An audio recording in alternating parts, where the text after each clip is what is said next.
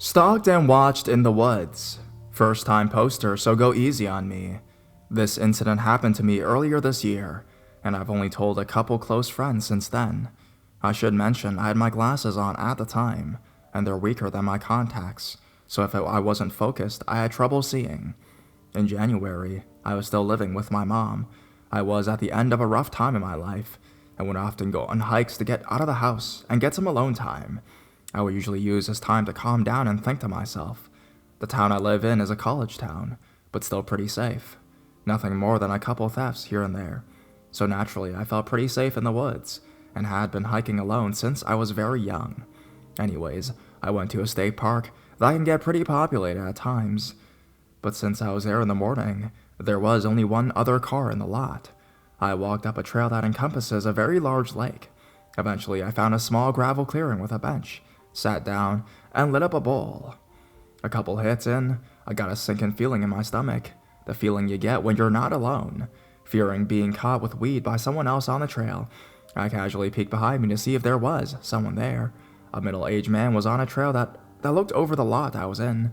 Not wanting to look suspicious, I was more afraid of getting caught. I'd stayed sitting on the bench and waited for him to continue on his way. But he was walking slowly. He was shuffling his feet and even walking backwards. His hands were in his pocket, and he was fiddling with what I thought was his phone. Basically, he was walking in place. I waited for the man to yell down to me, but he never made a sound. At this point, I figured I should just leave, so I started to walk on my trail back to my car. The trail he was on went the same way, but was maybe 4 feet higher and a couple feet away. The man started to follow me. He followed me the whole trail back to my car. Now, not wanting to escalate anything, I walked faster, but made sure I did not run. I was honestly still afraid of getting caught. When I got to the end of my trail, his trail still continued on, but looked down on where my car was. He stopped, so he was facing the passenger side of my car. He was maybe 7 feet away. As I fumbled to get into my car, I kept my eye on him. My hands were shaking. He was still playing with his phone. When I finally got the key into the door, I looked up at the man, and we finally made eye contact. His eyes tore into me. He was so focused on me that it instantly felt shocked. That was the only time we looked at each other in the eyes. I could see his hands moving, and I focused to see what he was doing. His pants were unzipped, and he was furiously masturbating, staring me right in the eye, and slowly going off the trail to my car. I jumped into my car and started it up, crouched down to look through the window to see where he was. I sped the fuck out of the lot, looking back the whole time in horror. He was still masturbating. He was throwing his head back in ecstasy, and that was the last look I got at him. I was so sickened, I didn't know what to do. To think he was just steps behind me the whole time, most likely getting off at literally preying on me like a fucking hunter. I will never forget how he pretended to walk on the trail. Who knows how long he watched me sit on the bench. I hope I never meet that man again.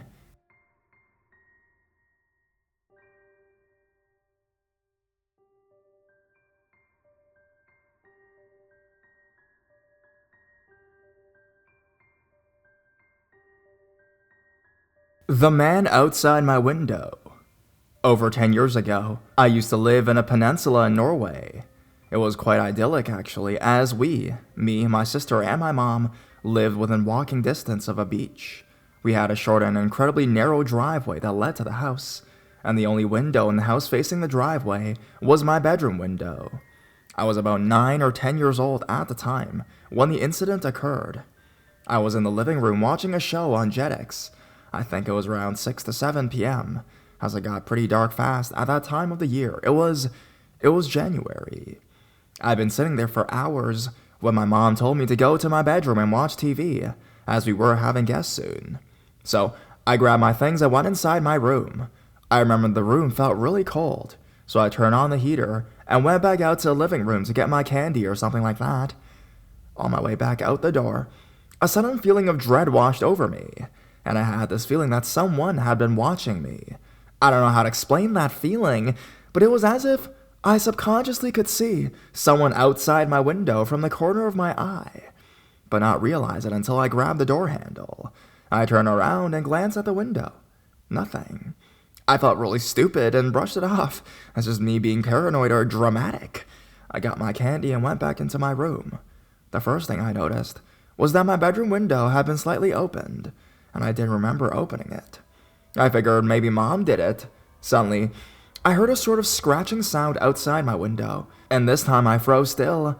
I couldn't process what was going on. There was a person outside my window. His face was glued to the glass, and he was holding his hands on each side to get a better look inside my room. As my window was quite far out when standing outside, I could only see his head. For a brief second, I thought maybe he was one of the guests Mom was talking about, but I'd never seen him in my entire life. He was just staring at me. I couldn't move, or maybe I didn't want to. I was too scared. He looked like he was in his 40s, and I remember him having really dark circles under his eyes. He just stood there for what felt like an eternity, and then suddenly widened his eyes and continued to stare. This scared the crap out of me, and I managed to shout, "Mom!" The man panicked and quickly disappeared. As I was in the middle of telling my mom that this man was standing outside my window, our doorbell rang. My mom answered the door and wouldn't let me out in the hallway to see who it was. I just remember her looking really uneasy when she came back. A few months later, the same man was arrested and charged with murder after his neighbors complained about a horrific smell coming from his apartment. The police discovered the decomposing body of a 13-year-old girl in the attic who had been murdered by him. She was last seen in her bedroom and had been missing for several days. After all these years, my mom told me what the man said at the door. He told her that someone had ordered takeout, and he wanted to check if it was the right address. This being a small peninsula, she recognized him from a small vegetable shop and realized he was lying. She got scared and quickly told him no one had ordered anything.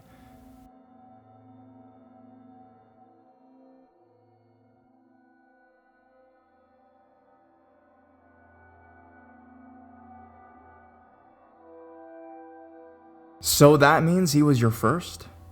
Before I start with anything, I would like to give you guys some physical descriptions of myself at that time, before I start in order to give you guys some insight into this story. I'm a fair-skinned black female, with brown hair and eyes, a curvy athletic build, and I was taller than the average female. I always consider myself pretty attractive, so guys pulling up to me offering rides are a pretty common occurrence, but this one took a turn for the worst. It was January 2013 and I was 16 years old. I was coming from a smoke session with a group of friends, and it was almost midnight. I was in Washington, D.C. after 10 o'clock. Your chances of catching a bus are slim to none, depending on the neighborhood you live in. Sometimes it'll take almost 2 hours for the next available bus to arrive. As I stood there, cold and high out of my mind, I saw a van circle around the block. I didn't think nothing of it at first, because I was high and my judgment was extremely clouded, and because I knew my bus was going to come in another 5 minutes. Then, the van circles again, and this time it slows down when it passes me, but it doesn't stop.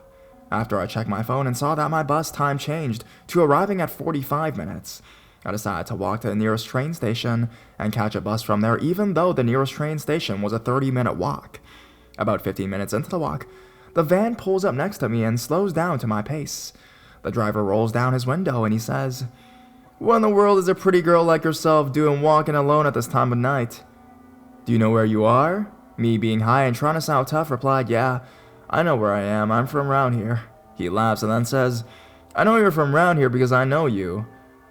I asked him how did he know me, and he said he used to work with my mom, and he remembers her bringing me to the job. Since I was high, I believed him. He stopped and told me to get in the car, and I got in. While we were driving, I asked him why he was circling around the block the way he was. He told me that he wanted to see if the beautiful girl was really me. I asked him his name, and he said his name was Leroy. After that, we were silent for a minute or two, and then when we stopped at a stoplight, he turned his head towards me and looked me up and down. He then says, "Girl, you done really filled out. Let me ask you something. Do you have a boyfriend?" At that point, I sobered up a little bit, and my heart started beating in my chest like crazy. I told him I did have my boyfriend, but this only seemed to egg him on more. He then asked me if my boyfriend popped my cherry yet. I told him yes, and if he doesn't pull over the damn car, I'll call my boyfriend to pop his head. He then speeds away and says that he's not pulling over until he gets me to my place. He then slows down and says, "So he was your first? You were a virgin?" I said yes. I decided that if I keep on answering his questions, he would probably calm down and pull over the car. He then says, "If I knew you before him, I would be your first." And he said that. I noticed he was rubbing his penis through his pants. Luckily, I was near my apartment, and the only way to get in was through a one-way street that you would have to drive an extra block to get to. I told him to pull over by the school across the street from my home because police were always on patrol there, and if he tried to do something, they would catch him in the act. Surprisingly, he pulls over, but before he unlocks the door, he asked me to give him my number. I gave him a fake one, and he unlocked the door. As soon as my feet hit the concrete, I bolted down the street to my house. The next day, when my mom came home from work, I asked her, did she ever know a Leroy? I gave her a physical description and everything, and she grew silent. I asked her what's wrong, and she said that she knew which Leroy that I was talking about, but he was fired from the job after working there for 6 months. I asked her why, and she said that they found out he tried to molest another employee's daughter. So, creepy guy in the van who tried to take advantage of a stone girl. Let's not meet ever again.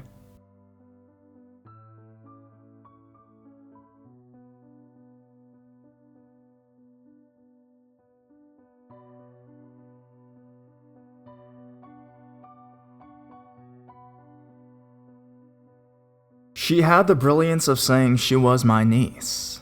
Hello everyone, long-time lurker, first-time poster. I was reading some of the older stories, wondering if this one would fit, and decided to just give it a shot. Oh, another thing, I am not the best of the writers, and not even a native English speaker, so please, do not get too much eye bleed while reading. I hope it is still a pleasant read. So, I am a 23-year-old Italian male, living in a not-so-small town in southern Italy. Now, it's not the most secure town in the world. In fact, we have a long history of micro-criminal connected to local mafia. But if you are smart, you can keep yourself out of trouble. I need to explain my daily commute and context first, to make things better to understand. You can skip this if you want. Basically, I live in the old part of town, as here is common for every town to be built around its antique part. And after the 1980 earthquake destroyed a very good part of it, it's very affordable to live here. And some parts are beautiful and well kept, others are not. So you find good families and great folks sharing spaces with more pesky dudes. Doesn't help that the town's castle has been converted into a prison, but luckily only for minor offenders. Now, to the encounter itself, happened just this January. I just come back from university. It's just a 20-minute drive in the car, but with shitty public transport, it can take up to 1 or 1.5 hours to get home.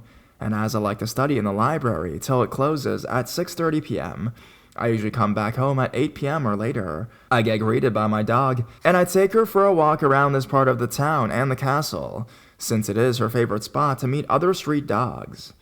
So, she was taking longer than usual to do her business, and I was freezing, since I was wearing later than I should be. Plus it was snowing outside, which is super rare here, like super. And that was the first time Maya, my dog, saw snow, so she was excited too. For that, I decided to walk back home and grab a jacket to better take delight of this occasion, and on my walk home, to cut shorter, I have to pass this abandoned building under construction. It's pretty shitty, has just the pillars and floors done, but a lot of kids used to play and climb around. Now as I walk there, I see this guy standing there. His back was facing me, still like a rock, with his head facing up to the first floor of this abandoned building. Dirty beanie hat, heavy winter jacket, and a tracker suit too wide for his build, and there he was.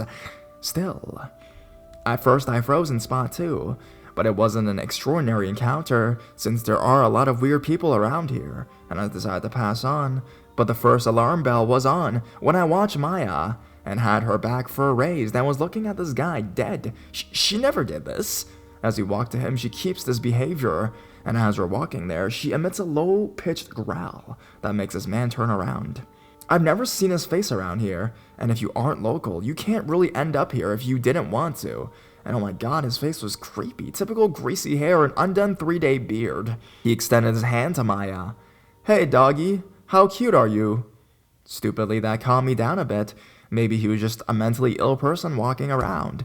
I know some of them around, and they all pretty much look like him. There's a dorm for mentally ill people whose families cannot or doesn't want to take care of them near here. But when he was trying to pet my dog, I heard something moving on the first floor's concrete. Thought it must have been a cat, but Maya would already been jumping around trying to catch him if it was. So I looked up, and I see this little girl, around 10 years old. She had only fear in her eyes, wide open, really desperate. And I'm not exaggerating. She had a familiar face, though. Must have been one of the kids that played around this building. Now, she must have seen me walking my dog around, because as soon as she recognized me, she caught my eyes and tried to whisper, "Help," with her lips. After this, I turned my head around and the creep is watching me now. I would like to say he had the usual creepy smile, but he didn't. He just had a very serious face now, looking dead in my eyes. I don't know what to do. I'm like a 6'2" guy, and I'm kind of imposing, but I've never fought anyone before, and I'm a really, really peaceful guy. In a fraction of a second, this guy looks up again and says, "Come down, sweetie, we need to get home. The food will get cold." Yeah, sure, totally believable, 100%. "Who are you? What are you doing here?" I ask him. "I'm her uncle. I need to get her home to eat," he says, with the most serious look on his face. I was thinking what to answer to use as an excuse to bring her down and get her to safety. And being the sarcastic, bitchy type in the situation, I say, "That's strange, because I'm her uncle. This doesn't add up." At this point, the little girl has the brilliance to lean off and say, "Hey, uncle, can you help me get home? Mommy will get worried." Now, this guy didn't seem too threatening at the moment, just creepy. So I go under the building to take the little girl, and as I prepare to grab her, Maya first growls at him, then barks. Now, she usually has a really feminine high-pitched bark, but with this guy, it was really low-pitched and scared even me. To that I turn around and see the guy with a hand behind his back, reaching for something. Oh shit, I think he has a knife. He stops his reaching motion as the bark is now continuous, and in the heat of the moment, the little girl leaned off and I grabbed her with one arm, the other one keeping Maya at bay as a deterrent, and while she was descending, I asked if she had a phone. "No, I don't have it," she said that, and she was on the brink of crying. So, as soon as she touched the ground, I unlocked my phone and gave it to her. She took the phone and immediately legged it.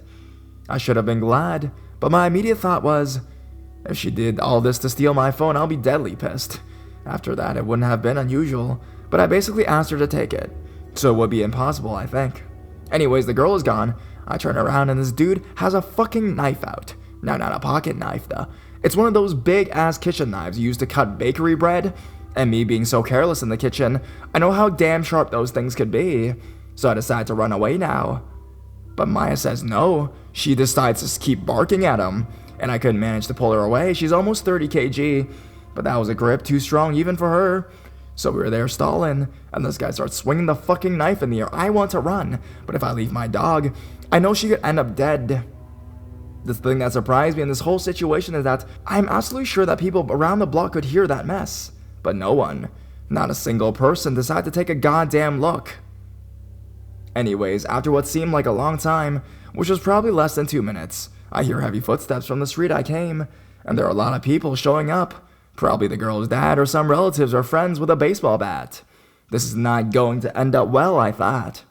As soon as the creep saw these men, he fucking threw the knife in my direction and started to run to me, trying to go in the street in my direction. I didn't even try to block him because I was still frozen in fear. He eventually managed to get away, but the girl's father came to me. I thought to thank me, but instead he screamed, "Who the fuck was that guy, huh?" waving the bat around. I looked at the girl, telling him to calm the hell down, but he only got more pissed, until the girl ran up to him, telling him that I helped her, and gave my phone back.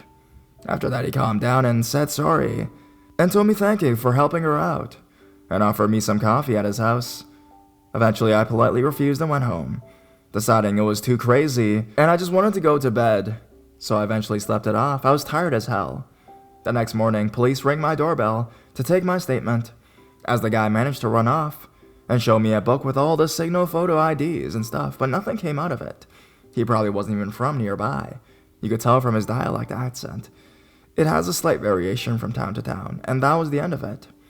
I surely did not do the best I could, but I'm still glad I could help out that little girl. I don't know where she would be if me or someone else didn't show up, so creepy uncle wannabe guy, let's not meet.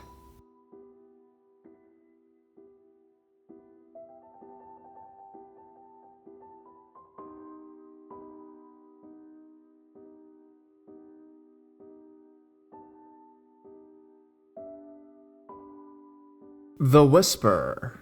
I'm a 16-year-old male, still in high school, currently in Ontario. I live in a normal, quiet neighborhood, and nothing has really ever happened here, at least for the 8 years I have lived here.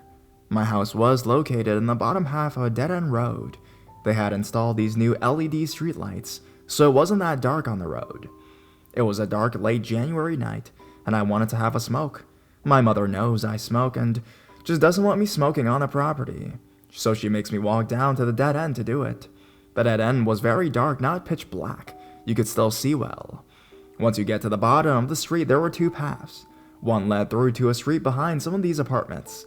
The other one was a gravel path leading through a swamp to a busy street. I decided that it would be fine if I walked into the dark gravel path to finish my smoke. I have headphones that I was using to help pass time. At this point, my phone had died quickly, and it was going to be an eerily quiet smoke. I finished my smoke. I began to put my headphones in my pocket. There was really no point in having them in. I took one step then. For some odd reason, I felt like I need to stay still, like my life depended on it. This is what had been stuck in my head for a few days now. Out of the darkness, I heard a raspy, vicious-sounding female voice. "You should run now." So I did. I stopped running as I was coming up the road, because I'm kind of out of shape and I thought it was fine. Big mistake. I took 2 more steps when suddenly I felt like I needed to get the hell out of there. Like my gut was telling me to run and keep running. The desperate feeling soon overcame me completely and I finally ran. I've never ran so fast in my life. To my house. Once I got into my house, I immediately locked the door and shut the lights off. Peering through the window on my door, I saw nothing go by my house after me. And the feeling finally went away. And I haven't been down to the dead end alone late at night since. My mom now lets me smoke on the front porch because of this. So, creepy whisperer lady, let's not meet.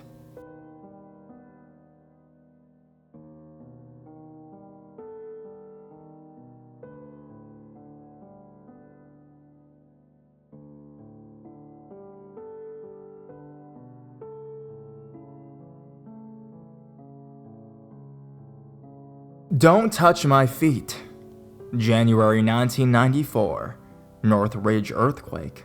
I was sleeping on the floor in my deceased grandmother's room, right in front of the TV. I remember hoping that huge TV wouldn't fall on me. I was 11 years old, and I went back to sleep. Later that day, my family and my stepfamily were all going to Knott's Berry Farm. We were there for about an hour before I projectile vomited in a trash can. My mom didn't want to keep me there, because that would ruin their fun. Instead, she brought me all the way home and left me in the care of a friend of hers, a preschool teacher named Miss B. My mom went to the back of the house where Miss B was, talked for a few minutes, and came back out. She said to take a nap, and she'd pick me up later. I don't know how long it was until I woke up to someone rubbing my feet. I was immediately alert and found my feet were in a man's lap. It was Miss B's husband, Mr. R. Kids have instincts too. Animals, mom, same thing. Just, you know something isn't right, and I knew. And still wish I had the insight to know what I should have. For an 11-year-old girl, I didn't know much about sex. What I did know, I know how I acquired the knowledge. I know for a fact that I've been masturbating since I was 5. I know that something happened, but I don't know what. I didn't have a dad, and my ex-stepfather couldn't even parent his own kids. But I did Girl Scouts and stuff, and we had father-daughter dances. My uncles went, and my grandpa. Mr. R plagued me when we visited.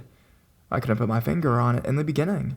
Then as I got older, I knew he hugged me too long, pulled me too tight, and gripped my butt like a lover. Occasionally, he would ask me to watch TV with him, and he would put his arm around me. He'd rub his hand up and down my arm like a nice gesture. I didn't realize until later that he was caressing the side of my breast. One day, when I was 12 years old, there was another Girl Scout dance. My mother insisted Mr. R would go with me, and I said I'd rather stay home. She called me inconsiderate and ungrateful, and that he was taking his time to do it. I went. She had brought me a black dress with colorful flowers on it. We did the slow dance thing, and I kept excusing myself to use the bathroom. Eventually the night ended, and I told my mom I'd help her clean up and I'd go home with her. She said no, that she'd be there until late and didn't want to hear my complaining. She said Mr. R would be only too happy to take me home. I remember the terror of my 12-year-old self. Being driven home that night, his hand creeping ever higher and inward on my naked thigh, under my dress. My mom told me not to ever be rude to him.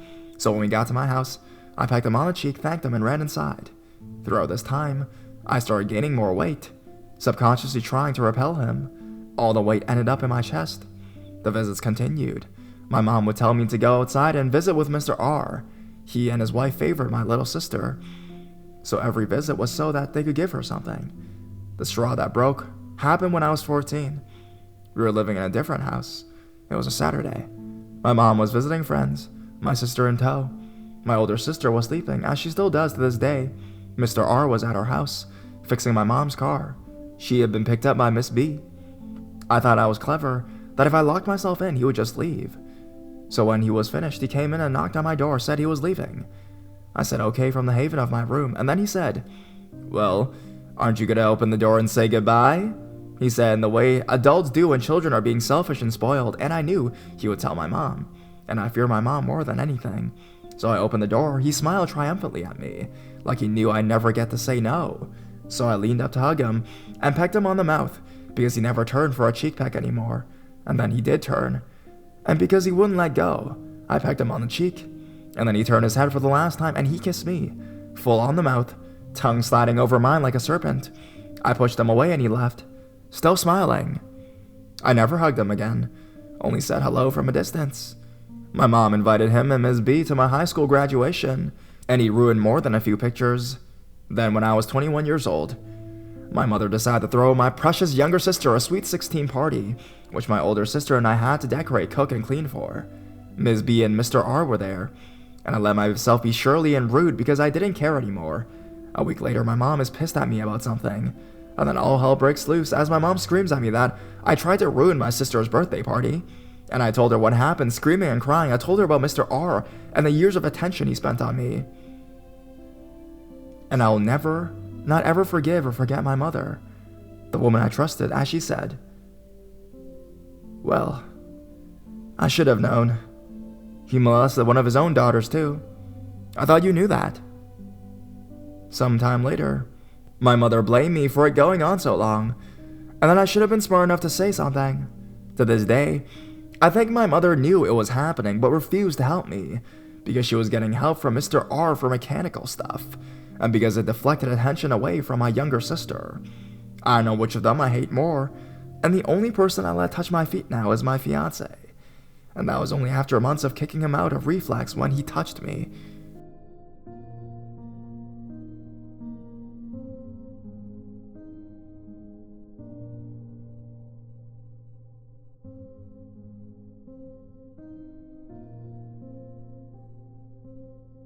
Creepy mystery student.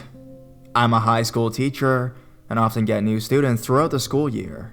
Last year around January, I received a new student, Paul, in my 4th period class. Now, Paul seemed like a normal kid at first, kinda quiet, but seemed to know the content and follow my teaching, so I was happy. Soon I realized he was not a normal kid though. Around the 2nd week of him being in class, he started to feel comfortable enough to joke and talk with the students around him, mostly girls. Soon enough, I noticed he was play hitting or pulling one of the girls' hair, and I had to take him outside to explain that this was not appropriate behavior. Then I began to have several girls ask to be moved away from him because he was constantly flirting inappropriately or bothering them. He also began to withdraw during class, putting his head down, refusing to respond to me, etc. I began to believe something was seriously wrong. He gave me a rapey vibe, just a real creepy feeling. Things escalated quickly after that. He began to stop showing up with materials, pencil, paper, anything. I had to take him aside several times, warning of the consequences for coming unprepared to class. He never responded to me. Finally, I called the number listed as parents' home and got the answering machine of a local orphanage for boys. I felt horrible. No wonder he was so weird. After that, I went to talk to the counselor about him because I believed he had some serious issues. He was creeping all my students out. No one wanted to be next to him or work with him, and he refused to speak at all to me. Well, the counselor did some digging and discovered some very disturbing and very sad news. Paul was taken from his family after he was found molesting his younger sister repeatedly. He had basically been shut in an isolation room where he did his schoolwork on a computer and only came for meals before he came to our school. He also discovered that his father had been arrested, and locked away years earlier for digging some kind of bunker behind our elementary school playground, where he would photograph and watch the children. His wife would bring his meals out to him in the bunker. Sick fucking family. Paul was eventually removed from our school because we have a pre-K program at the high school, and it was too much of a liability to keep him there, and he creeped everyone out. I can't say I was sad to see him go, but I am very sad for his situation in life, you know? Anyways, Paul, wherever you end up, please, let's not meet.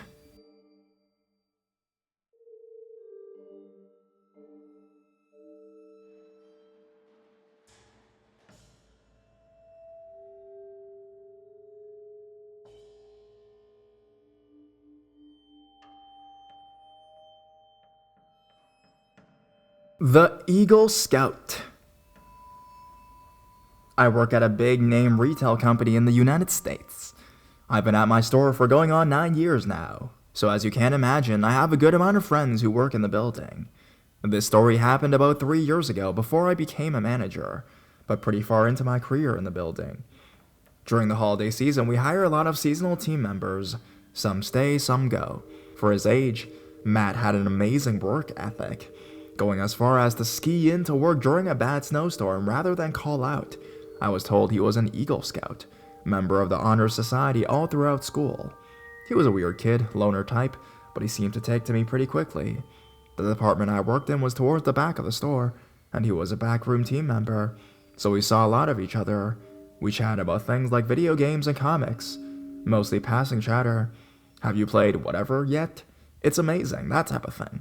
Before long, he was adopting my break schedules, mostly to bum cigarettes.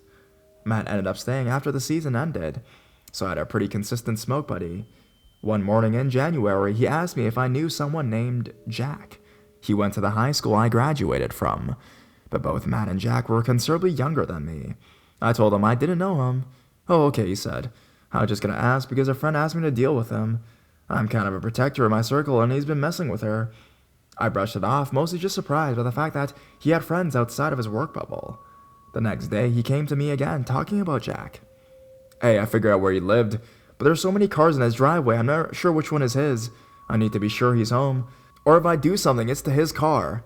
This sketched me out a bit, but being a semi-sane person, I assumed he was just gonna pull a childish prank. Still, I lied.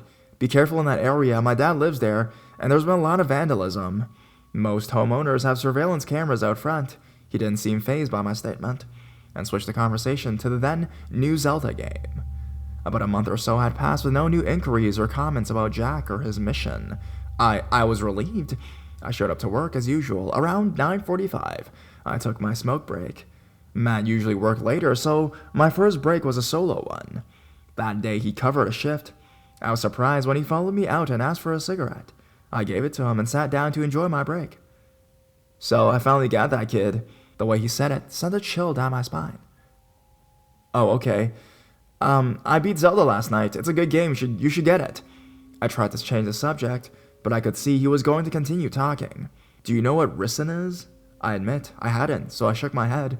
I wish I could say I still don't. For those of you who don't know, from what I've told, Ricin is a particularly deadly poison with no scent or taste that, when ingested, can be lethal within 3 days. Not a Breaking Bad fan, I guess. I shook my head again. But by then he was already rattling off about how to make it, and what it did. It's lethal, odorless and tasteless. No antidote either. I put it on a scratch and sniff card and walked it to his house last night. His birthday was recently, so he shouldn't be surprised by it. Right away, a million thoughts rushed into my head. I come from a large, close family. If I had a card in my mailbox, hand-addressed, and without a return address on it, I know for a fact that one of my siblings or parents would have opened it. As much as I wanted to believe that, he was just trying to sound like a badass. I couldn't bring myself to leave that to chance. I pretended I hadn't heard him, continued my Zelda talk, and headed back inside. Once inside, I alerted my supervisor and sat in an office to call the police. 2 plain-clothed detectives came in shortly after and questioned me pretty extensively. They agreed that it was more likely not true, but were glad I reported it regardless, and were on their way. Matt worked through the rest of his shift and left with another backroom team member. Shortly after they left, the detectives returned. The card that was in the mailbox had something in it. but they couldn't be sure what it was. They had to go for a lab for testing. They went to Matt's house and talked to him. He said that he put powder in the car to try to scare him, and that was it.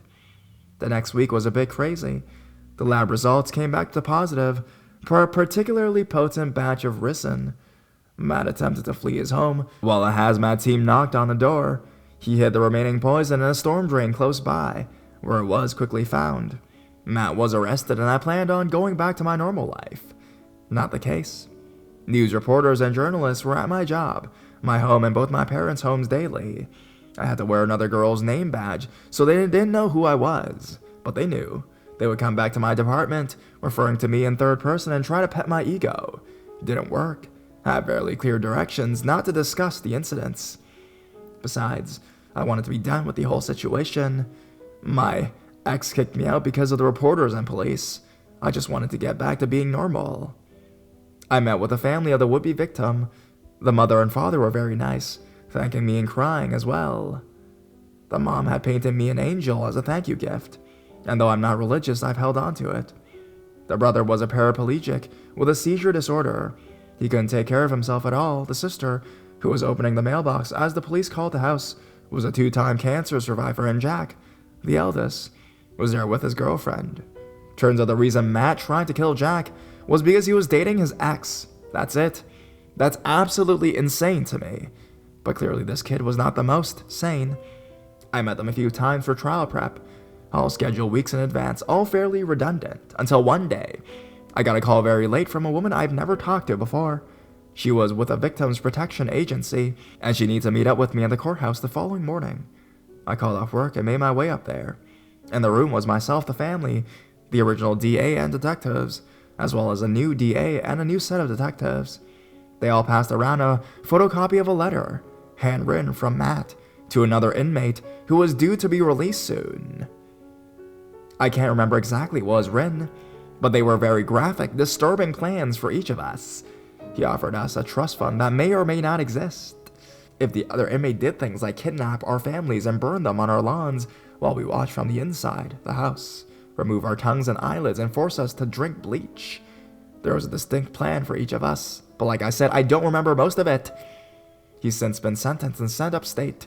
His trial seemed to go on forever, finally ending a few months ago. I don't think he's been charged for the second case just yet, but I'm not supposed to go to those trials, so I may never know. Anyways, Eagle Scout, if and when you're free, let's not meet again.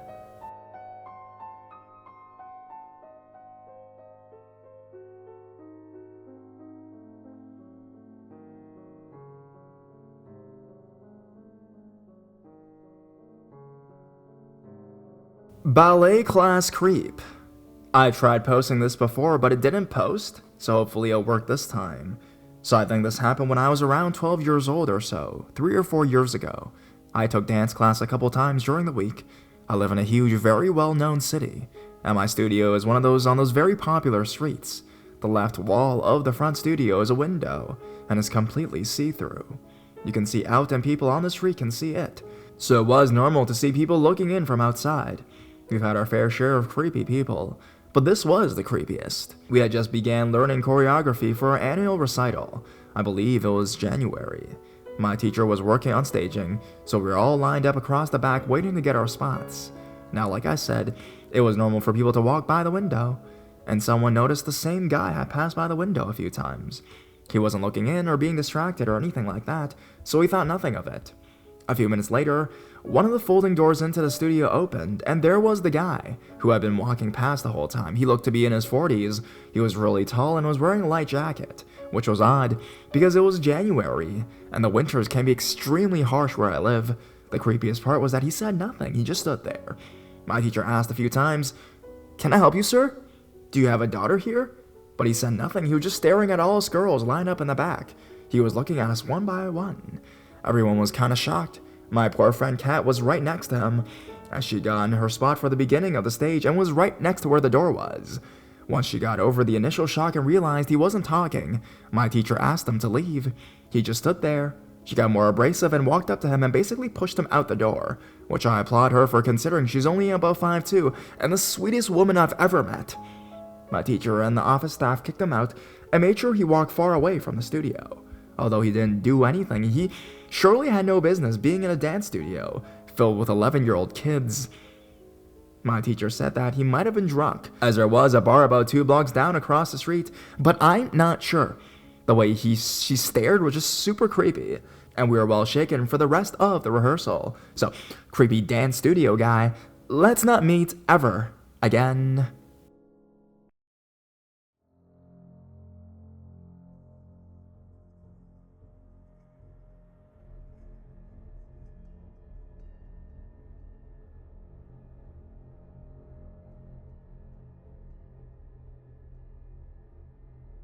Silent Stalker and Bama. I only have 2 let's not meet encounters that I can really recall in my life, and they both occurred when the 1 year I lived in Alabama. So, after college, I worked for a financial facility in St. Louis. A year later, at age 22, I was offered a promotion if I moved to northern Alabama. I knew no one in Alabama at the time, but being an army brat and having moved around a lot as a child, being adventurous and having nothing to hold me down, I decided to take the promotion and move. I lived there for slightly over a year, and at that point I was ready to move back to St. Louis area to be close to my family and friends again. And I started a long-distance relationship with a friend from college who also lived in St. Louis. So I lived in an apartment building that was shaped like a giant U, and in the middle of the U was a building of our landlady's office and the laundromat. My only close friends were my coworkers, who were wonderful people. Besides that, I knew my creepy neighbor. I had been living in Alabama for 10 months and was carrying a basket of laundry to the laundromat building when this 45-year-old man came running up to me. "Hi, I want to introduce myself. My name is Roy. What's your name?" I told him my name. "What a beautiful name. I've seen your car outside the Catholic church every Sunday. So you're Catholic, huh?" "Yes." Do you go to my church?" "No, but I always see your car there when you go at 10 a.m. Mass."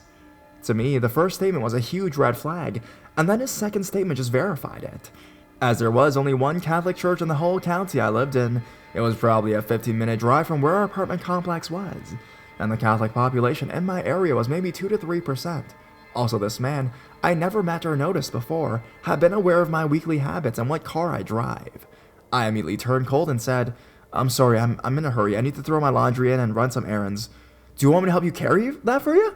"No, thanks. I got it." "Well, I live in that apartment right there. You can stop by any time and have a beer." "Oh, thank you. I appreciate it." So, I'd always been aware of my surroundings, but at this moment, I started to even become more aware. So fast forward 2 months, it's January, and I'm getting ready to move back to St. Louis. I packed up my car and was planning to leave my apartment at 4 a.m. to meet with my mom, brother-in-law, and my boyfriend at around 11 a.m. so that we could drive back to Alabama that night with my mother's caravan and a rental truck, pack it up, and move all my things back to St. Louis the next day. At 4 a.m., I'm up, the night is still and quiet, and I bring the last few things to shove into my car for the move. My trunk is full, so I pull my driver's seat forward, and I'm placing simple things onto the flooring behind the driver's seat. As I'm leaned and bent over in my car, I suddenly hear, "Well, aren't you up early?" I jump up, and my heart stops. I stand up, and Roy is standing at the trunk of my car, slowly walking towards me. I never heard him coming. I didn't hear a footsteps or anything like that. I don't say a word, close my driver's door, walk into my apartment, lock my front door, go to my window, look him in the eyes, and hit the automatic lock on my car keychain, and watch my car lock in front of him. I then closed my blinds and laid on my couch for an hour. I didn't leave my apartment until 5 a.m. At around 9, I called my mom, told her I was running late due to the incident. She said I did the right thing, and that's a good reason to be late. So Roy, I'm so happy that I'll never have to meet you again.